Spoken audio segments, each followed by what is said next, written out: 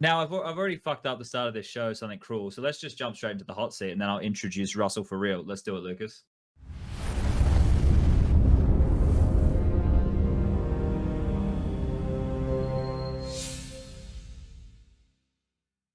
All right, welcome back. I've done my best to derail this before we get started, but let's get it underway here. This is the real introduction. We have none other than absolute sensation from North American Counter-Strike on the show tonight. It is Twistzz. Now, you guys, you've probably seen his bloody hair, and a lot of you are asking questions about it, but we'll get to that later. That'll be at the end of the show. We get to playtime. We've got a lot more serious things to talk about before we get there. Now, what I want to do, Twistzz, before we really start digging into the nitty and the gritty of the questions, a lot of people, well, not a lot of people, if they're Counter-Strike fans, they should know where you are. But for those who maybe aren't too familiar, what's your situation right now? Where are you? Where are you playing Counter-Strike? What's going on so that they can kind of understand the scenario that you find yourself in? Okay, so I guess get people up to date. End of 2020, I left Liquid, my North American team that I was part of for almost 4 years. Or I think it was 4.5 almost. Anyway, now I'm in Cologne, Germany, playing EU Counter-Strike. Okay.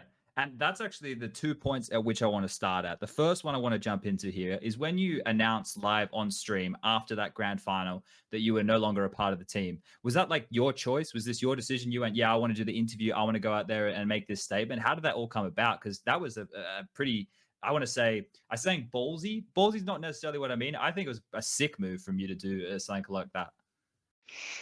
It was kind of an idea that I had earlier in the day, but I didn't know if it was possible or not, so I kind of wrote it off. Okay. But after the final ended, it seemed like the right thing to do. So I asked like Liquid, and they said no initially, and I fought for it because I felt like it was the right thing that my fans hear it from me instead of a report that goes out, like the day after. And Sure. if fans like don't know if it's true or not, then it's not fair to them. So I'd rather people to hear it from me. Okay. That's So a alpha move. Definitely an yeah, alpha move. That was pretty nice. I Pretty don't nice. I don't think we've ever seen anything like that before. Have we, Prof Striker? I don't remember anything in my years of seeing a player take that responsibility on himself and do that maneuver. So I thought that was really cool to watch. And like you said, it was very clear. You know, you get to control the narrative. You get to be the one there telling everybody. So props for that one. I guess the next thing, and we will dig into a lot of the 2020 Liquid stuff, but mate, I've been watching your stream and you look like you are having an absolute ball. Like you look like you're having some of the most fun in your life playing those FPL games because you're like giggling, having a great time. There's comebacks.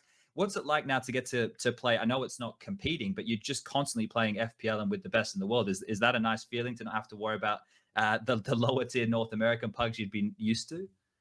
Yeah, it's a great feeling. I mean, I was number one to play FPL in North America purely for that reason. Not that, I don't want to help the scene grow, but I feel like it's not an efficient use of time. Whereas in Europe, if I'm playing FPL and, I have like Zipnix or Olaf on my team, like a veteran player, and I'm playing against good players, and there's something to learn. And, the players I'm playing against are like legit and they're going to do smart things.